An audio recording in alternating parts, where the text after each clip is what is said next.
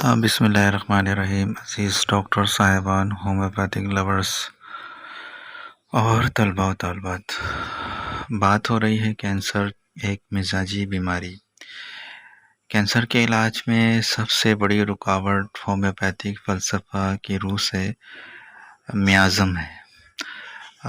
میازم کو جو لوگ پڑھ چکے ہیں، سمجھ چکے ہیں، وہ بخوبی سمجھتے ہیں کہ میازم کیا چیز ہے، لیکن پھر بھی تھوڑا سا مختصراً دیکھیں. بیماری سے متعلق عموماً میں تھوڑا سا ڈفرینس بھی رکھ دوں کہ ہومیوپیتھک کرتی یہ ہے کہ ہومیوپیتھک کی کوئی بھی بالمثل دوا، وہ ایکیوٹ کنڈیشن کے اندر ہو چاہے کرونک میں، جب ہم مکمل علامات کی بنیاد پر کسی دوا کا انتخاب کرتے ہیں اور یقینی طور پر کرتے ہیں کہ یہ دوا بالکل ان علامات کے مطابق ہے جو میں دوا دے رہا ہوں، تو اگر وہ بالمثل دوا ہوتی ہے تو وہ اس کاز کے اوپر کام کرتی ہے جو بیماری کی وجہ بنی ہے، تو وہ بیماری مکمل طور پر ختم ہو جاتی ہے. لیکن اگر دوسرے طریقہ علاج کی ہم بات کریں ایلوپیتھک کی، تو اس کو اس طرح سے سمجھیں کہ جیسے کہ اگر آپ کے گھر میں یا محلے میں چور آیا تو آپ نے شور مچایا تو وہ چور بھاگ گیا، اب وہ کہیں اور واردات کرے گا. ٹھیک یہ علاج نہیں ہوا، بلکہ بیماری کو یا تو آپ نے گم کر دیا جسم کے اندر یا دبا دیا.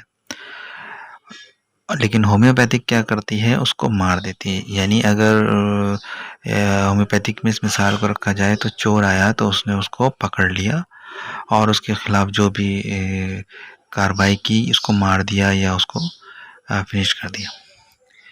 اب کینسر ایک مزاجی بیماری ہونے کی وجہ سے یہ بیماری از خود کسی جسم میں پیدا ہونا انتہائی کم چانسز ہوتے ہیں، بلکہ یوں سمجھے کہ شاید ہو ہی نہ. یہ میازم کی بنیاد پر ہی ہوتے ہیں.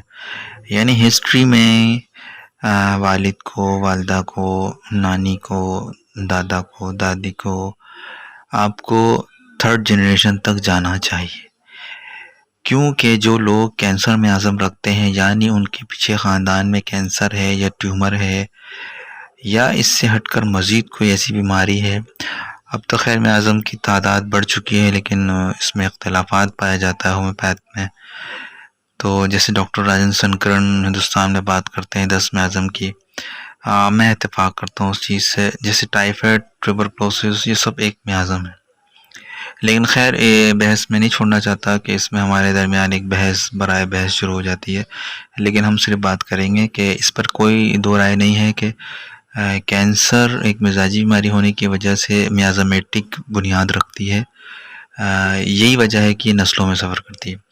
تو جب تک ہم میازم کو نہیں پکڑیں گے کہ پیچھے بیک گراؤنڈ میں کیا میازم تھا، اگر کسی کو آپ کو کینسر نظر بھی آ رہا ہے اور ڈائگنوز بھی ہو چکا ہے پیتھولوجیکل اور رپورٹ ایگزامینیشن کے تحت، تو ہمیں یہ دیکھنا پڑے گا کہ پیچھے کیا چل رہا تھا. ٹی وی تھا، کینسر تھا، ہیپاٹائٹس تھا، اس طرح کے اور دیگر کمپلیکیشنز تھیں. تو اس سے ہمارے علاج کا آغاز ہوگا اور یقینی طور پر شفا یقینی ہوگی.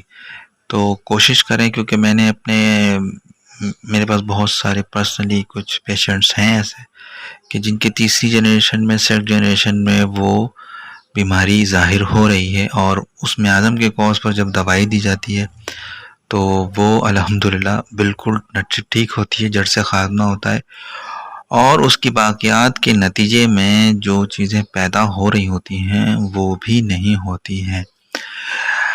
جیسے اگر ٹیومر کو لیا جائے تو جب ہم کسی ٹیومر کا لوکل علاج کریں گے، محض کوئی ریمیڈی محض سمٹم کی بنیاد پر دیں گے، جیسے کلکریا فلور ہے، کونیم ہے، کالی آیوڈیٹم ہے، برائٹا کارب ہے، اور دیگر بہت ساری دوائیاں ہیں جو کہ سخت اور نرم ٹیومر میں کام آتی. لیکن اگر میازمیٹک میڈیسن نہیں لگائیں گے تو یقیناً ناکامی کا سامنا کرنا پڑے گا، یا اگر فرق پڑ بھی گیا تو وہ دوبارہ سے پھر کچھ دن بعد ہو جائے گا. تو میازمیٹک دوا کے اوپر انشاءاللہ بات کریں گے. ایک بہت ہی شاندار کتاب ہے ایلن صاحب کی، نو سورڈز کے اوپر. تو نوسوٹس کا استعمال بہت ضروری ہے کینسر جیسی بیماری کے خاتمے کے لیے۔ جزاک اللہ۔